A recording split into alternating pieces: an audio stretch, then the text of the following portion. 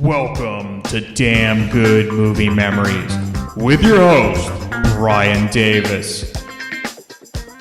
This podcast is the cure for your long commute and super boring workday.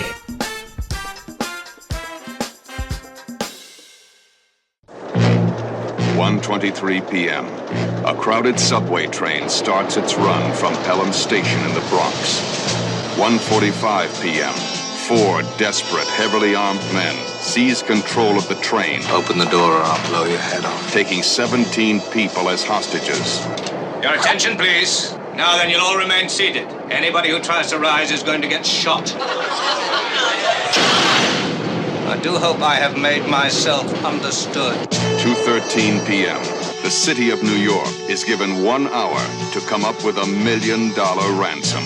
You're out of your skull. All units stand by on the double. What's up, Z? The train's been hijacked. Millions have read it.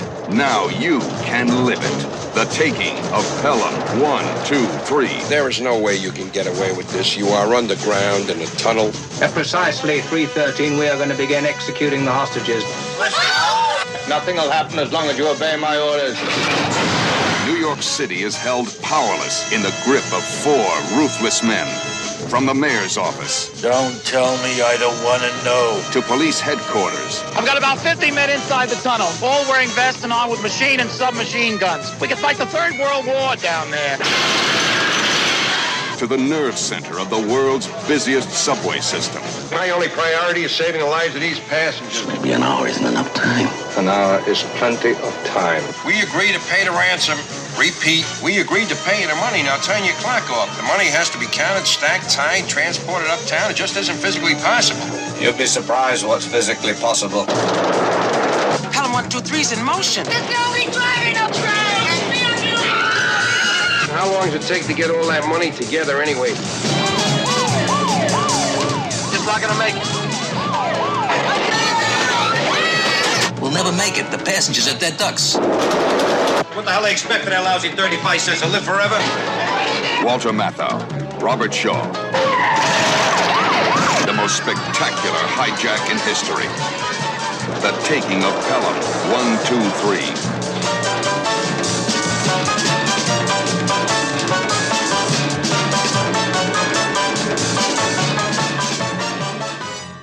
Hey there, it's Brian Davis, and for this week's episode, we're going to cover the movie The Taking of Pelham 123 from 1974, the original. The studio was United Artists. The release date was October 2nd, 1974. The running time, 104 minutes, and it was rated R. Roger Ebert at the time gave it 3 out of 4 stars. Here's his review.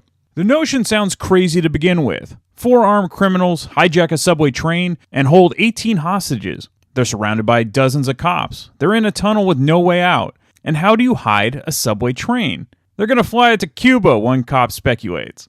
Walter Matthau has a better idea. They're going to get away by asking every man, woman, and child in New York City to close their eyes and count to 100. When The Taking of Pelham 123 first appeared as a novel, I avoided it on the reasonable grounds that A, there was no plausible way to hijack a subway train, and B, if there was, it would be so obvious it wouldn't be interesting. The movie's plot inclines towards B, but the movie's appeal, which is considerable, doesn't depend on the plan or on the easily foreseeable plot.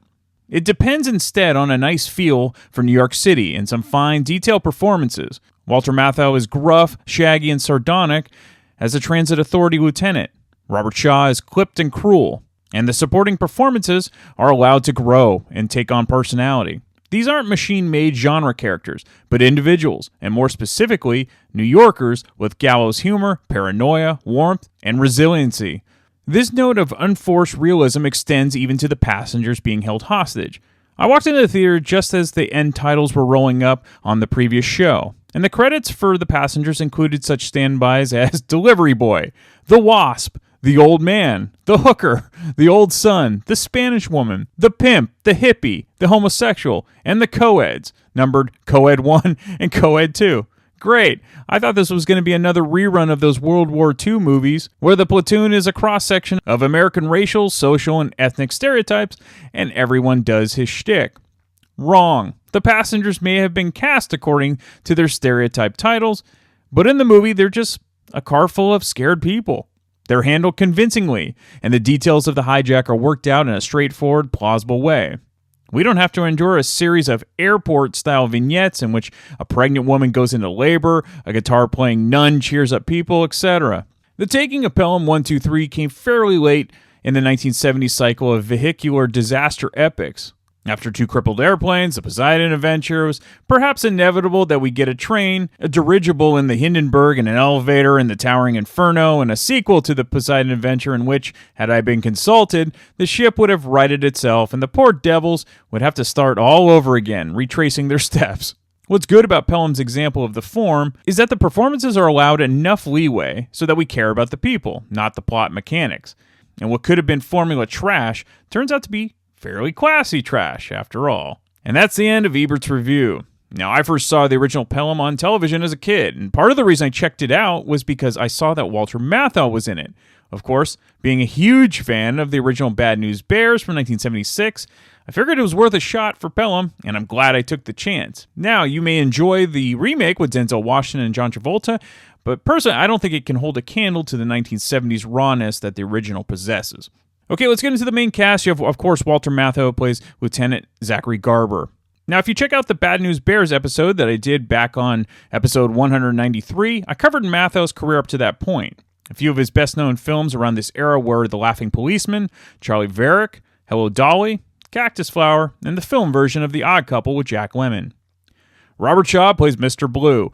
Now, Shaw had been acting on television and film since the early 1950s, but he will forever be remembered by a handful of memorable roles. Of course, Quint in the original Jaws in 1975, Doyle Lonigan in The Sting, Black Sunday in 1977, and of course, Mr. Blue in Pelham 123. His intensity is just unmatched and was one of those actors you just look forward to seeing on film.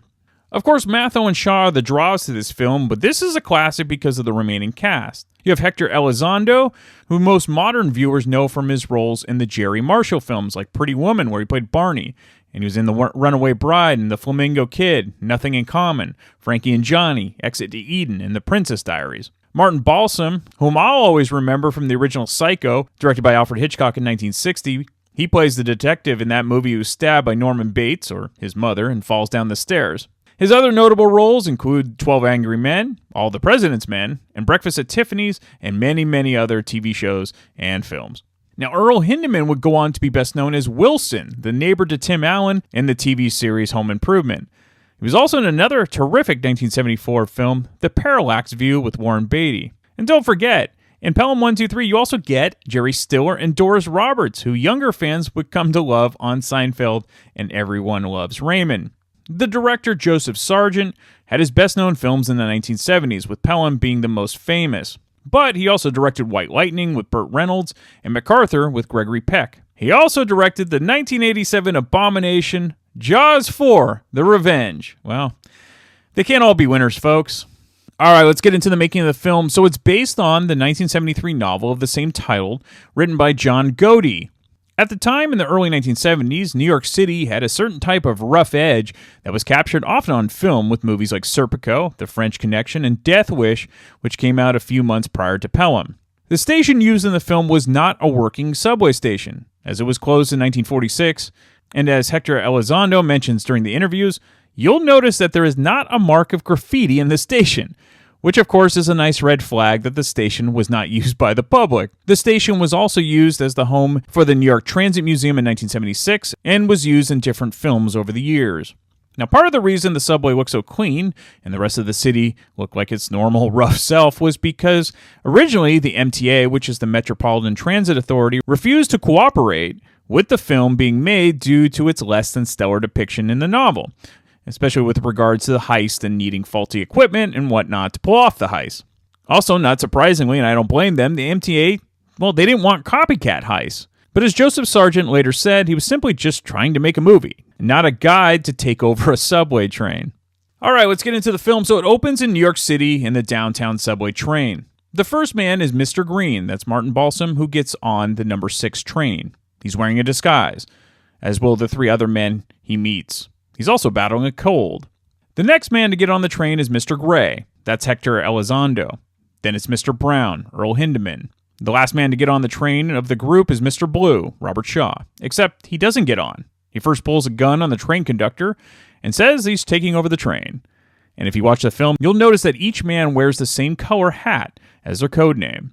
We then meet Zachary Garber, that's Walter Matthau, who is a lieutenant for the New York City Transit Police. He's been tasked with giving a tour of the command center to a group of Japanese tourists whom are the directors of their own transit authority back home. We also meet Operations Lieutenant Rico Patron, played by Jerry Stiller. This is the headquarters of the Transit Police, which occupies the entire second floor of this building. We call it the Knife Center. Right over here, the status board pinpoints the disposition of every transit authority patrolman presently in the field. That's it. Get a good shot of that. Yeah, well, things are usually jumping pretty good in here. I suppose you gentlemen have your share of crime in the Tokyo subways, right? Right? Well, that's the way it goes. These are the assignment desks, one for each of the lines. This is the BMT, the IRT, here's the IND, there's our artist in residence. And right through here is our operations lieutenant, Mr. Rico Patron, who on weekends works for the Mafia. Rico, I'd like you to meet some good friends of the chairman. Hiya. Very good friends, Rico. Hiya. Rico, these are the directors of the Tokyo subway.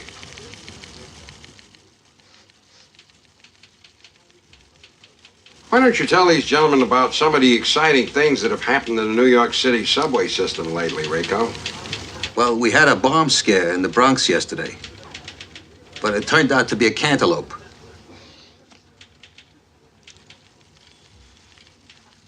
I'm busy, Zach, okay?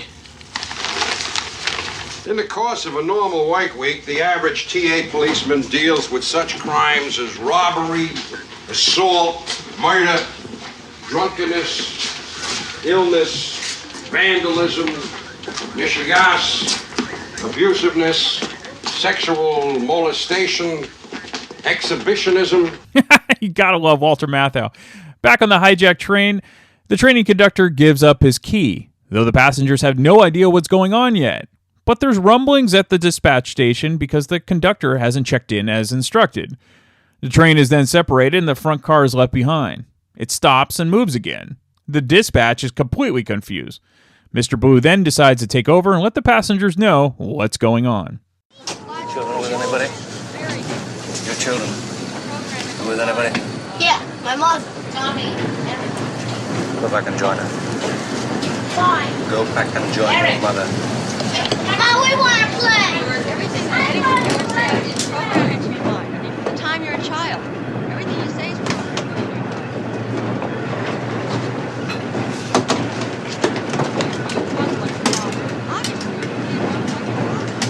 No problem. Then you're gonna be a drunk and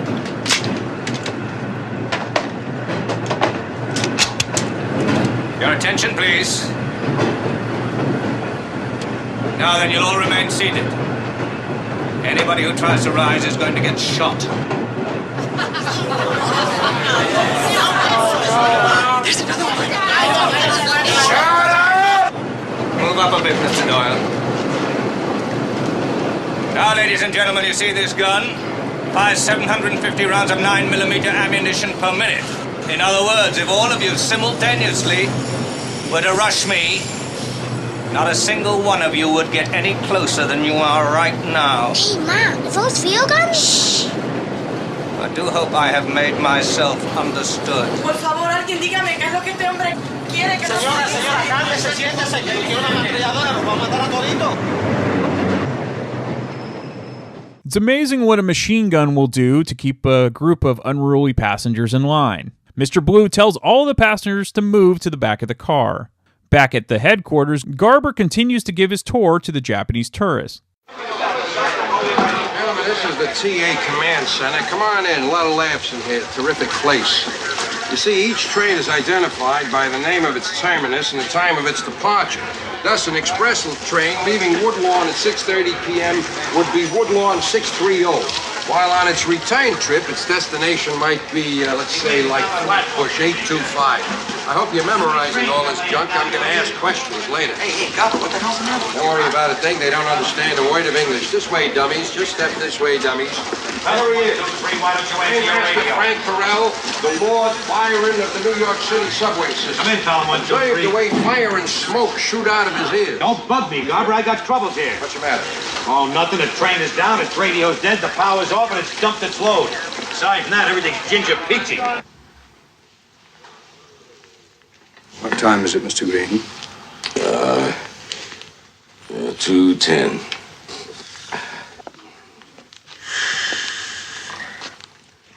Right. Time to talk to them. Something troubling you? I think I'm going to die today. That's entirely possible.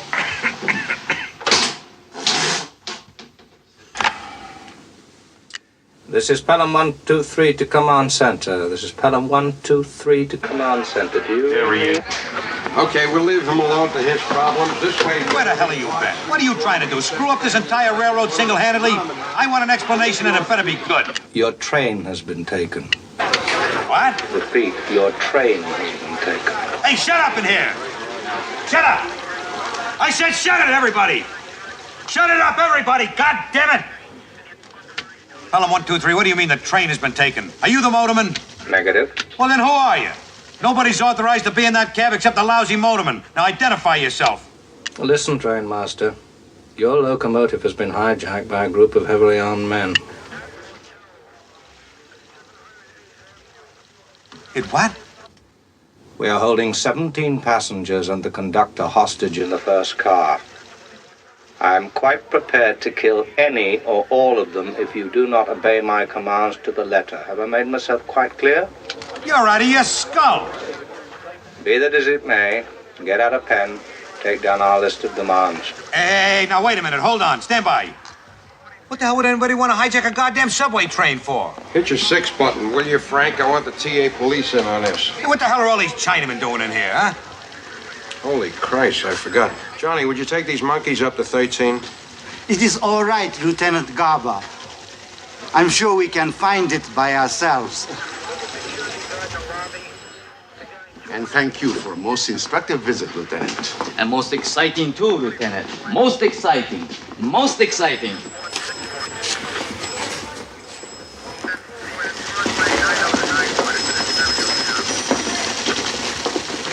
Gobble the Patron, gobble the Patron. Come in, Patron. This is Patron. Rico, I want you to plug everything you got into the IRT trainmaster's circuit, will you? And all units stand by on the double. Call in the city cops, put it on a 911 so their computer gets it. What's up, Z? You won't believe it. You know me, I'll believe anything. The train's been hijacked.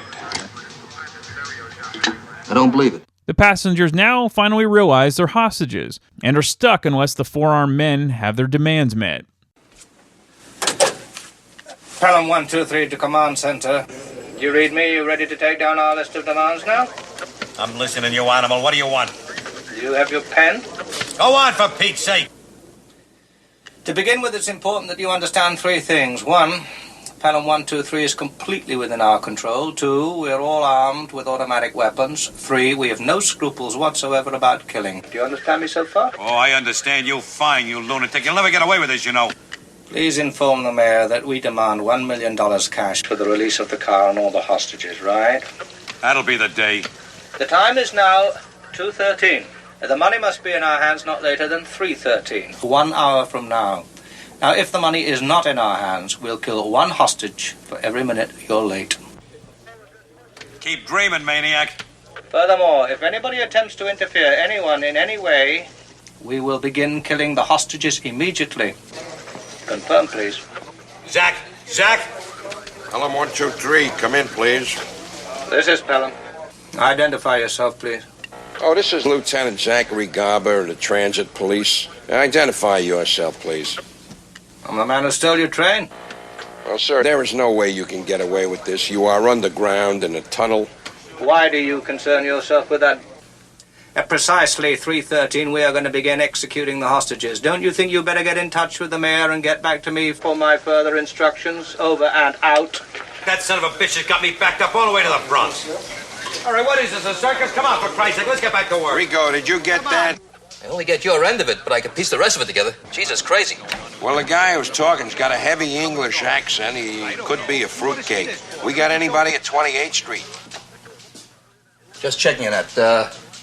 Yeah, he's around there somewhere. Right, well, tell him to hold the fort. His line will be all day before the city cops show up. They're never around when you need them. The mayor of New York City, played by Lee Wallace, is sick in bed, and informed by the vice mayor, Warren LaSalle, played by Tony Roberts, that the train has been hijacked and they want $1 million in an hour. On the train, Mr. Blue informs Mr. Green that he doesn't trust Mr. Gray, as he's too much of a wild card, and they need to keep their eyes on him. Mr. Gray's erratic behavior could cause the job to fail, and as expected, Mr. Gray ends up shooting and killing one of the supervisor workers, who took it upon himself to go down to the tracks and see what was going on. Garber discovers that an undercover cop is actually on the train as one of the 18 hostages, but they don't know which passenger it is. Hey, Carmine, where's that Lexington 144? Command Center calling Pelham 123. Come in. Hey, Frank, you're hogging all my circuits. What do you want from me? I got motormen calling me from all over the line. Well, tell him to shut up and get off the air. I need some more lines open here. Well, I never thought I'd see the day when talking to murderers took priority over running a railroad. Get off it, will you, Frank? My only priority is saving the lives of these passengers. Screw the goddamn passenger. What the hell they expect for that lousy 35 cents to live forever? Oh, you're beautiful. You read me, Pelham 123. I was running things like when there were guns and tear gas and blast them out. Yeah, well, you're not running things, so why don't you start doing your own work and let the police do theirs, huh? Like that lily-livered cop on the train, huh? When the hell's he gonna start shooting? We don't even know if it is a he. Do you read me, Pelham 123? Cops, what the hell good are they? Probably can't find a gun in a goddamn purse. Pelham 123, any news to report? What's that about news? You say again about news? I said, have you any news to report? Oh, no, nothing yet. Gesundheit. What are you calling about? Pelham, we need more time. Shut the door, please, Fred. It is 2:24, Lieutenant. You've got 49 minutes left. Be reasonable, will you? We're trying to cooperate with you, but we can't do anything if you don't give us enough time to work with. 49 minutes. We're dealing with City Hall, for God's sake. You know what a mess of red tape that is? 49 minutes. Look, fella, we know how to tell time here as well as you do, but we aren't going to get any place if all you do is repeat 49 minutes. 48 minutes. Yeah, all right. We'll get back to you as soon as we can. Christ, to hear you plead with that chicken shit makes me ashamed of being American. Will you, Frank? Go play with your train. By the way, Frank, who is a thorn in the side of Garber, is played by Dick O'Neill. What is puzzling to everyone involved in law enforcement is how do the armed men expect to get out of this alive? They are completely surrounded and they're underground. What is everyone missing here? We then go to the mayor's house where we meet his wife Jessie, played by Doris Roberts, along with the deputy mayor and various city commissioners. Oh, Al, that's disgusting. Would you stop it with the tissue?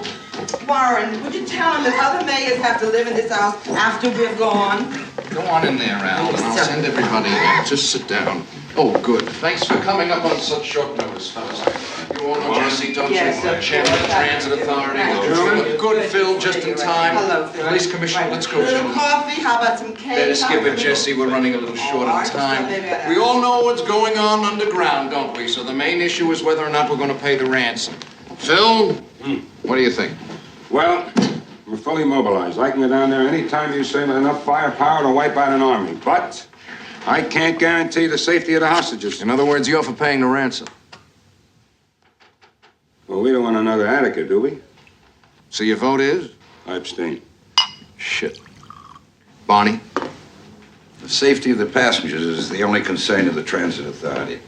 Your vote? Pay the $2. $2. If it was $2, I'd pay the $2, Barney. It's $1 million. It's a 1 with 6 zeros. Now tell me, is it coming out of your pocket? Come on, Sid. Will you save the poor mouth for later? How do you vote? I'm not through discussing it yet. Yes, you are. Now vote.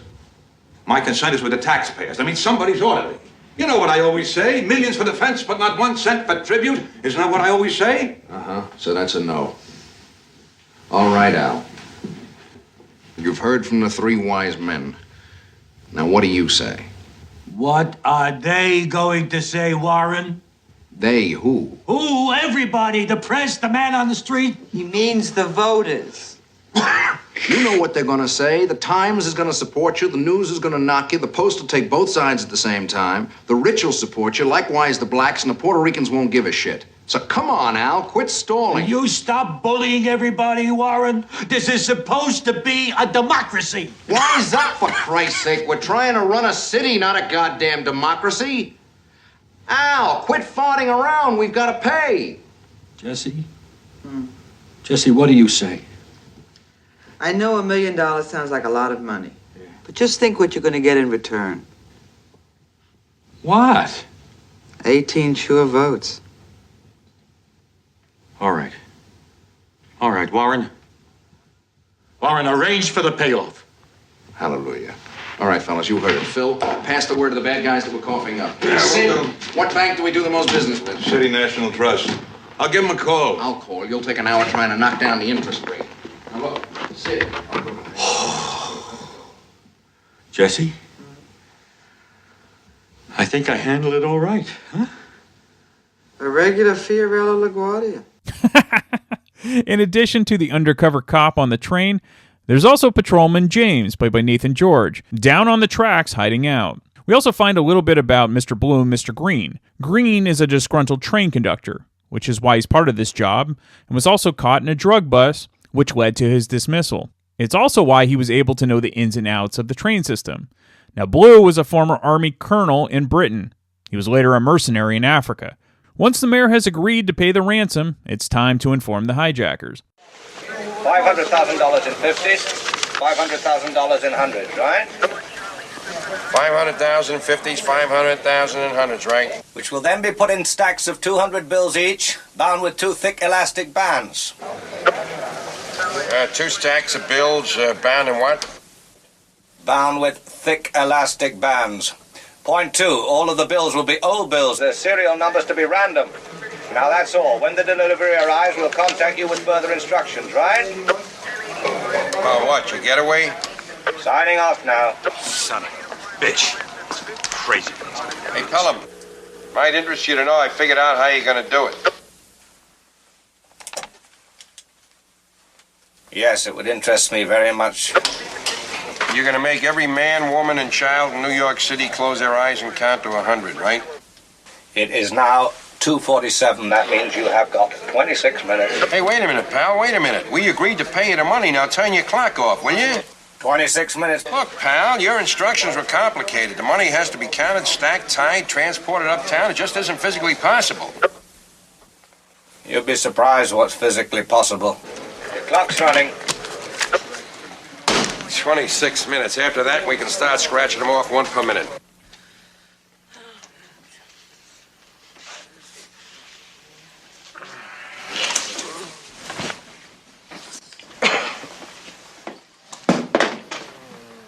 Your attention, please. Ladies and gentlemen, might interest you to know the city of New York has agreed to pay for your release. As soon as the money gets here, will you let us go? Soon after. Excuse me, sir. Would you mind telling us now how much you're getting? Why is that of interest to you, sir? Well, a person likes to know his worth. $1 million. That's not so terrible. Ha! Now it's time to quickly get the money out of the bank and deliver it in time before the hijackers start shooting the hostages. However, it may be Mr. Gray that gets shot before any of the hostages, because he refuses to listen to any of the instructions from Mr. Blue, because Mr. Blue is the leader of the outfit. This is the borough commander. Come in, headquarters, Charlie. Headquarters, Charlie. Aren't you guys moving yet? What the hell's going on down there? Do you know what the damn time is?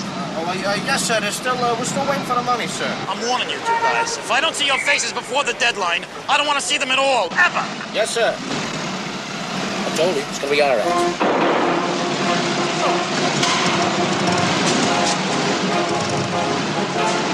This is $1 million. It's what it buys, Al, not what it weighs.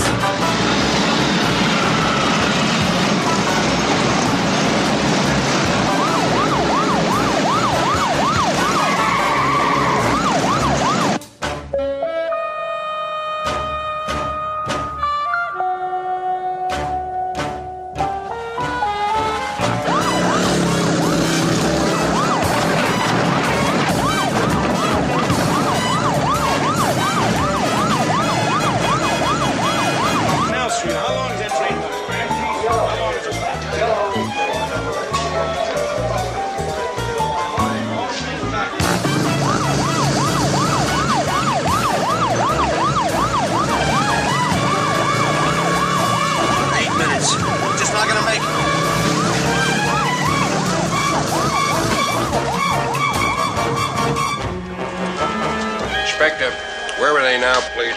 Center Street, just north of Chambers. That gives us 7 minutes. Just not enough time, sir. Believe it, if they get up to 28th Street on time, we still got to carry it down track on foot. No way, sir.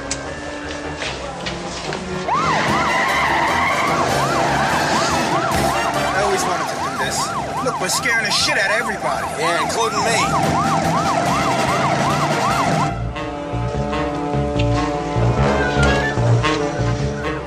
Pelham 123. This is Garber. Come in, Pelham 123. All right, Garber, this is Pelham 123. The money's en route, making pretty good time, too, but it won't get to you by 3:13. I'm very sorry to hear that. Listen, suppose we get it to the station entrance by then. Will you change your deadline from delivery to you to arrival at 28th Street? You do that, at least. Do you read me, Pelham, for crying out loud? All right, Garber, but no more concessions. Is that quite clear? Quite clear, quite clear. Inspector, they bought it. If we get the money over to the station entrance by 3:13, we'll be okay. Good work, Garber. Headquarter Charlie, heading north on Center Street, approaching Hindman. Over. Keep it coming. You've got 4 minutes. Yes, sir, we'll make it. We'll never make it. Sir, we just got word. The mayor's on his way down. Terrific. Tell him we'll hold the crowd till he gets here.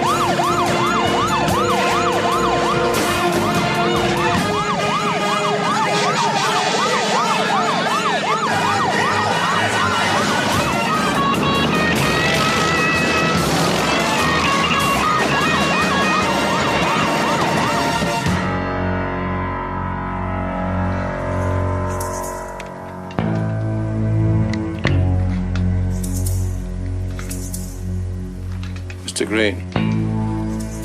Yes. Coming up in 1 minute.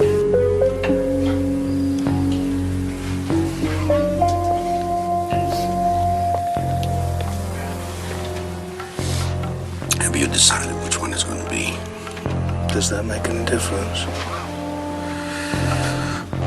Oh, I guess not.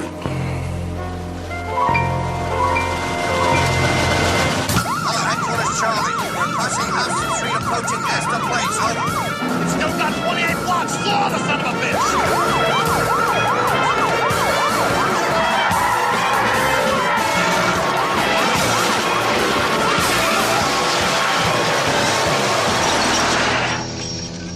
What do you mean it's been wrecked? There's no more time left. We're out of time. I know we're out of time. What do you expect me to do? Couldn't make it, that's all. What do you mean, that's all? They're just about to shoot an innocent person, sir. How can they do that? If they know the truck is wrecked, how can they expect us to be on time? They don't know anything down there. How can they know anything where they are? Mackerel, that's it. Pelham 123, the money has arrived. Repeat, the money has arrived. Do you read me, Pelham 123? The money has arrived. This is Pelham 123. You made it just in time, didn't you? All right, it took a major bluff by Garber with that major car crash from the police holding the cash. So now what's going to happen? How will everything go down? Will the ransom money arrive? And can the hijackers actually get away with this heist? Well, you're just going to have to watch the final 40 minutes and find out. And by the way, the ending of this film is absolutely priceless. It's perfect. This is just an awesome heist film. And being filmed in the 1970s added to the grit and the realism of the film. And while I do enjoy the 2009 remake with Denzel Washington and John Travolta, you really can't compete with Matthau and Shaw. So I highly recommend checking out the original if you haven't already. All right, some fun facts. For several years after the film was released, the New York City Transit Authority would not schedule any train to leave Pelham Bay Park Station at 1:23. The meaning of Pelham 123 refers to the New York City subway timetable terminus and time of departure schedule radio call sign. As explained in the movie, Pelham is the name of the station of origin where the subway train departs, and 123 refers to the time of departure, which of course would be 1:23 p.m. In the original novel, the Garber character wasn't as significant as the film. However, once Walter Matthau was cast, the role was greatly expanded. Now, of course, you had to notice the coding of the characters' names with colors. And if you're a fan of film, well, you'll know that Quentin Tarantino always loved Pelham 123 and used the color system as an homage in his directorial debut, Reservoir Dogs. Lee Wallace, who plays the mayor of New York City in the film, Well, he bared a striking resemblance to eventually the real mayor of New York City, Ed Koch. Many reviewers thought he was actually playing Koch, but Koch would not be mayor for another 4 years, starting in 1978. One of Robert Shaw's favorite pastimes during the breaks in filming was playing ping pong on tables set up on the station's concourse. He reportedly badly beat all of his challengers. Now, I mentioned earlier how the Transit Authority was difficult in giving their blessing to the film. Well, the Transit Authority finally did cooperate after Mayor John V. Lindsay intervened, but it required United Artists to buy anti-hijacking insurance at a cost of $75,000, in addition to paying $275,000 for the use of the subway. Hector Elizondo said that one time he had trouble conducting a transaction at his local bank because the bank teller had seen him in the movie the night before and simply didn't trust him. All the crew wore surgical masks to protect themselves from dirt and debris during the shooting of all the scenes down in the subway tunnels. One person that definitely didn't wear a mask when I discussed this film with him is special guest Ian Wadley from the Rock and Metal Combat podcast. He joins me to talk about this original classic, but his thoughts about the film may actually surprise you. Does he love this film as much as I do? And we can hear about that now. And then tune in next week where I'll have yet another random movie from my DVD collection. All right, we're back with the great Ian Wadley from the Rock and Metal Combat podcast. This is one of the few podcasts outside of his own that he'll actually do, and so I'm forever grateful. But, I picked the really good movies for him to take on, not remakes, and we're going to talk about the original taking of Pelham 1, 2, 3 right now. So welcome back, Ian. Oh, thank you for having me, Mr. Davis. Gotta have the crack of the beer. So I got to, but I keep it calm for your mom's sake. She understands. But I think she wants for the next movie we're gonna do. I think she wants a full on Ian. I think. I don't know. That happened a long time ago, and it was before your father. That's right. Boy, did I set you up for that one perfectly. So yeah, you did. That was the taking of Joanne Davis 1, 2, 3. So obviously, hey. So younger audiences likely didn't realize that the 2009 version with Denzel and John Travolta was a remake. Obviously, I'm assuming you saw the original way before the remake was ever made. And was it on TV? Because or was it a video rental? Like, how were you introduced to this film? This is oddly enough, this is one I did not see when I was young. And I'm trying to think which I saw first. It has to be the original. But the funny thing is, I remember this being on video shelves when I was a young kid, and I go to the mom and pop video stores, and I saw the title, and I didn't know what the fuck a Pelham was. And I was, I don't know what this is about. I don't know. Walter Matthau's in it, but it doesn't look funny. So I put it off for a long time. I'm like, Robert Shaw's in it, but there's no shark. I'm like, I don't know. And I'm like, Martin Balsam's in it, but ain't nobody dressed like a woman, Right. So I was like, I didn't see this. I mean, I was probably in my, I want to say my 20s. So okay. Yeah, I had to have seen it before I saw the remake, which I did see them both. Mm-hmm. Didn't hate the remake. Didn't love it either. Definitely prefer this film. But this is one that, like, a lot of the movies we talk about here, I know verbatim. Sure. I can quote lines, I can do all this. This one, I think I'd seen maybe once or twice. Okay. Before. So I'm like, let me rewatch it, get reacquainted with it and stuff. I actually just watched it 2 days ago. Oh, nice. Yeah, and it was great. I watched it at work, too. I love it. I got paid for that. So. Perfect. But, man, just watching it now, it's like, fuck. Now I need to go out and get the fucking... Kino Lorber's got the 4K of this, I believe. Exactly. Yep. Yeah, need to get that shit. What I love about it is the gritty, like, 70s New York setting. Fantastic. That's why... I'm surprised that, the AIDS epidemic killed so many New Yorkers in the 80s because they survived New York in the 70s. That's true. And I don't think there's anything more terrifying on screen than New York in the 1970s. Right? It just had that feel, that gritty, like, when you hear the song, if I can make it here, I can make it. I believe that shit because that shit looked dangerous. Yeah. Man. And this film captures that. And I love that about. I just love it. It's not like Scorsese level, but you still feel like you are in New York in the 1970s. Not only from the visuals, but from the acting, the dialogue, and the performances. Yeah, it's awesome. And let's not forget, this was directed by the incredible Joseph Sargent, who would later go on to direct Jaws: The Revenge. Which is the fourth film. Yeah, this time it's personal. It was a lion roaring. Yeah, you would never know that watching this, because I think he did a hell of a job on this. Absolutely. But everyone needs a paycheck, Ian. Yeah, exactly. Some worse than others. Hey, I don't know who needed the paycheck worse, him or fucking Michael Caine. That's right. That's a good point. But no, I mean, what a lineup! Walter Matthau, who is just one of my favorites.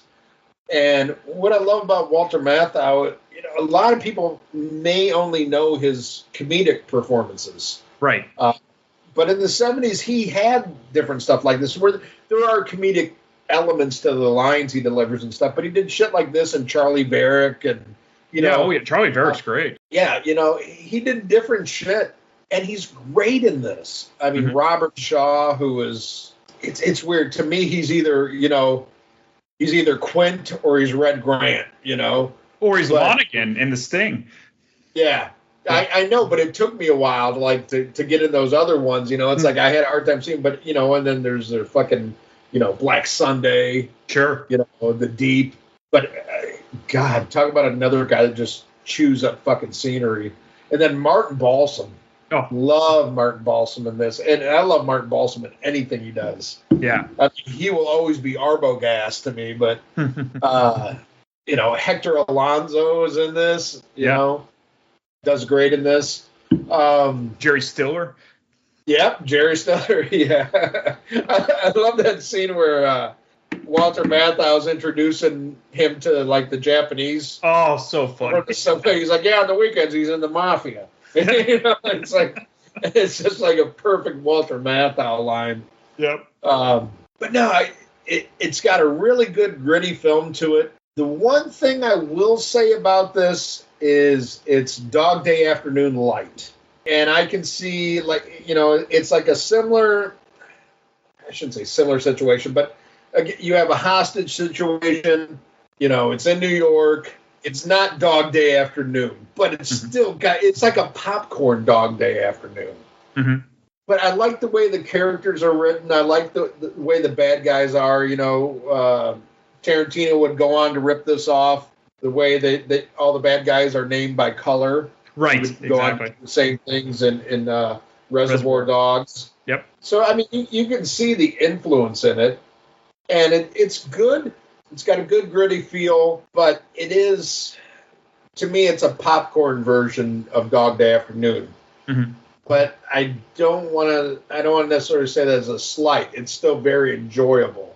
I just think that it's not on the same level. You can see where it's influenced, but it's not the same. It's kind of like a 90s film that I love is Go. Okay. Oh, yeah. Go's great. I love Go. And you can see like the influence of, Quentin Tarantino on that movie. Sure. And it's really fucking good, but it's not Tarantino good. Right. And that's how I feel about Taking a Pelham 1, 2, 3. It's heavily influenced by Sidney Lumet's Dog Day Afternoon, but it's not on the same level, but it's still worth a fucking watch for damn sure. And it's the 70s. You mentioned New York. I think of like the French Connection, where everything's just grimy and yeah, same thing.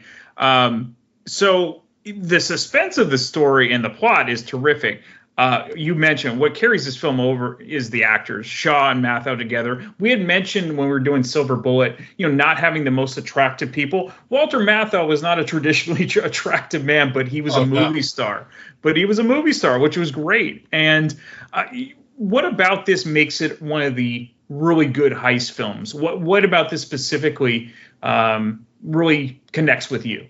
Well, it's weird. It's like I totally understand like Martin Balsam's angle on it, He feels like he was fucked over, by the subway people, even though he did fuck up. He was rightfully let go, even though he says he wasn't. He was.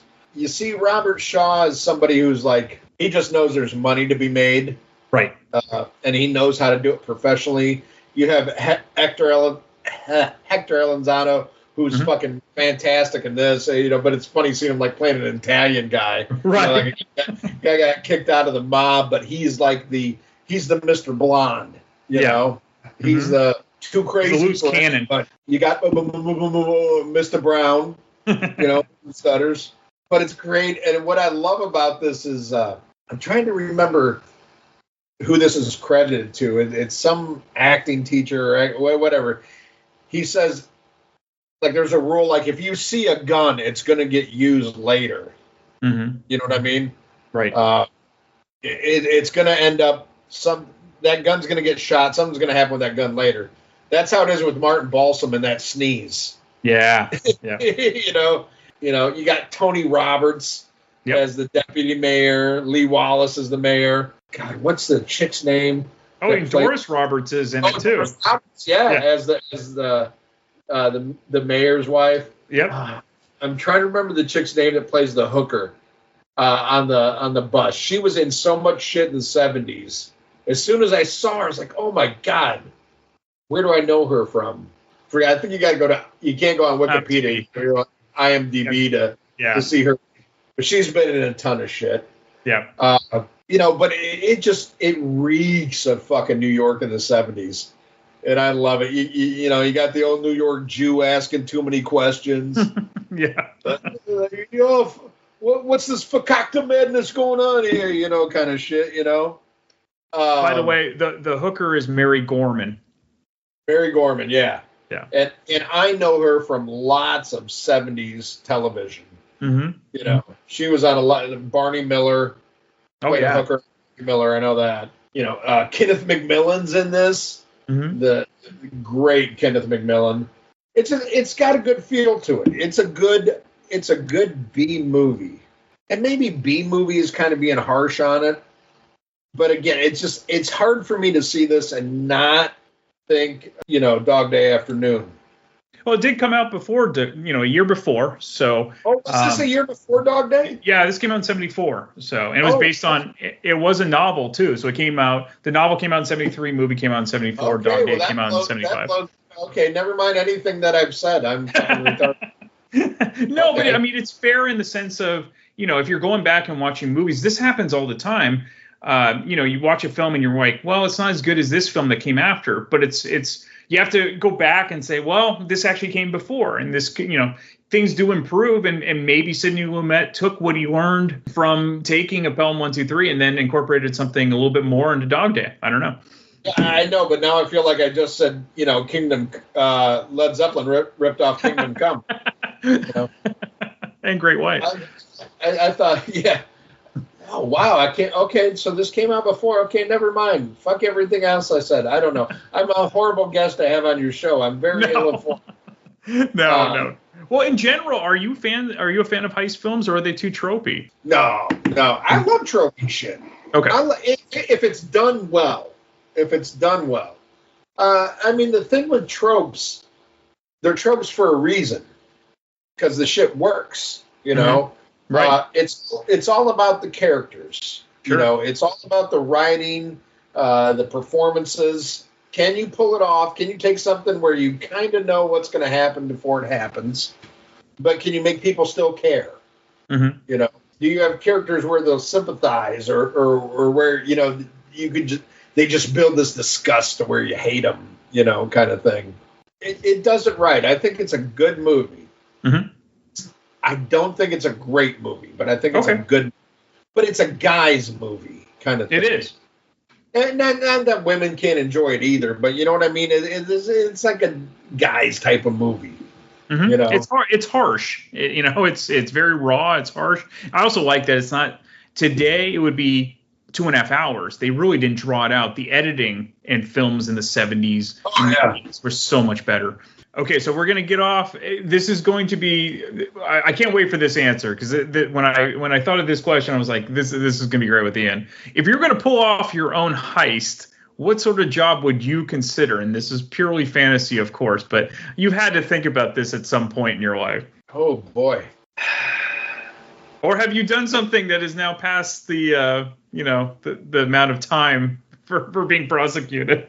I broke into my old school and stole like all the volleyball equipment. For real? Yeah, for real. I made no money off of it, but me and my best friend, we broke into the school. We stole a bunch of shit out of the gym. And the funny thing is, we got pulled over by the cops. Oh, God. After we did it.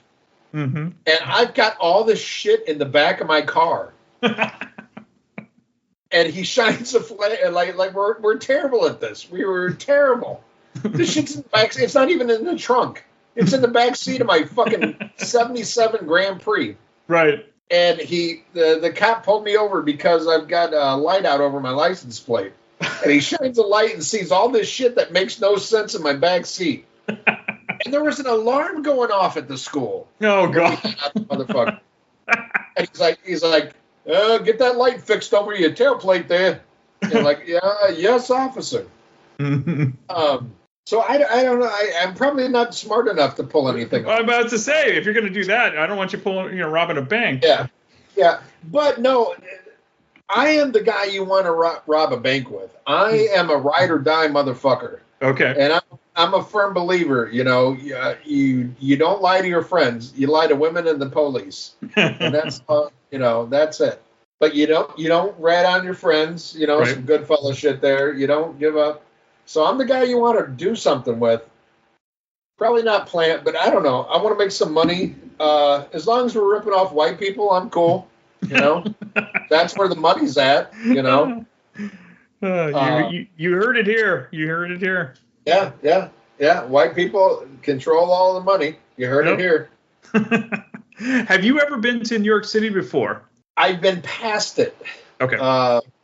I flew into New Jersey to go to a wedding in upstate New York. And, oh, man, it sucked. I was on the wrong side of the Hudson. I can see Manhattan from across the Hudson, but I never went into it. I went to Poughkeepsie. Okay. My white ass. Well, there's the famous George Carlin line where, kiss her where it smells, take her to New Jersey. So. Oh, New Jersey, what a shithole. Yeah. What a fucking shithole. Why haven't you been to New York? Because you've been all over. I've never had a desire for New York. I find it very cinematic, and I love it in movies. Sure. I've just always been drawn to the West Coast. I'm a West Coast guy. I lived in the West Coast when I was, very young. I lived in Malibu. I got over that real quick. I'm all about Northern California, as you know, your beloved San Francisco Bay Area. Yeah. That's more my style. I'm too Gentile for New York. I don't know. Maybe. There's a lot of shit in me, but none of it's kosher. Right. And I think you do. No, I don't know. I would like to go to New York, but it's not on my bucket list. But I love seeing it on film. It's so fucking cinematic. Yeah. It's so cinematic, especially, 70s and 80s New York. Yeah. Now that's like if I could get in a fucking time machine, I'd go to 42nd Street. In the 70s, go to Times Square and shit like that, Sure. and go watch, like fucking Last House on the Left and then some grindhouse. I would love that. But never been. Enough of my shit. What do you think? Well, I kind of already did my piece, but no, I love it because it is very 70s New York. I love that. I love the kind of Tarantino-esque feel of it. I mean, you mentioned Reservoir Dogs. I like kind of that almost, it's not a buddy movie, but it is kind of like a hangout movie in the sense of the interplay between Matthau and Jerry Stiller. And then, of course, the way Robert Shaw deals with the gang. They just don't make good talky films anymore. There is action in this film, but it's it sets you up perfectly for it. So when there is action, it feels like there's a lot of action. It's not like wall-to-wall action because there's so much great dialogue in it. It is kind of like a Hitchcock movie in some forms of the suspense. So that's what I love about it. I just love the acting in it, and a lot at this point in my life, much better written than like Ambulance by Michael Bay. Right, exactly. But you go back and you just watch some of these older films. Just the dialogue is so much better, and the editing of the film is so much better. And like I said before, this movie would be 2.5 hours if it was made today, and it wouldn't have the same impact. This movie's only about 100 minutes long, and it doesn't ever feel boring. Like I was invested the whole time. So that's why I enjoy it. Awesome. Yeah. Now, to kind of wrap up, going back to the remake, was there anything you enjoyed more about the remake than the original, if you can remember? Hard to say. I only saw the remake once. Okay. Love Denzel. Love Travolta. No, there's nothing I like better about the remake. Nothing I like better about the remake. And I would say, hey, check out the remake. I mean, it's not a horrible movie, but it's nowhere near the level of this. I'd rather watch fucking Swordfish. There you go. Watch Travolta, caper movie. Mm-hmm. It's all right, but it's like everything that's wrong with Hollywood now is in that movie. Right. Even though it's not horrible, but it doesn't have the heart and soul that this movie had. Right. Right. For sure. And it doesn't have fucking Robert Shaw or Walter Matthau. Exactly. But I will say the one good thing about the remake is it may have introduced people to go check out the original, and that's a good thing. Yes. Okay. Yeah, I do agree with that. Yeah. But that's the thing. Like, I mean, it's good, but how many? How many are going to go back and check that out? Agreed. It's not. It's definitely the minority. Yeah. Yeah, absolutely. Well, thank you for revisiting this one with me, Ian, and you're going to be back on again real soon. All righty. If you enjoy this podcast and are an iTunes user, please do the show a favor and head on over to the official iTunes page for Damn Good Movie Memories. Be sure to leave a rating and a review. This will allow the show to appear higher in the algorithm and spread the joy of this podcast to the masses. If you are not an iTunes user, you can still listen and subscribe on Podbean at damngoodmoviememories.podbean.com. Be sure to like us on Facebook under our Damn Good Movie Memories page. You can also listen to a limited number of episodes on YouTube. I hope you enjoyed this week's episode, and be sure to tune in next week for an all-new episode of Damn Good Movie Memories.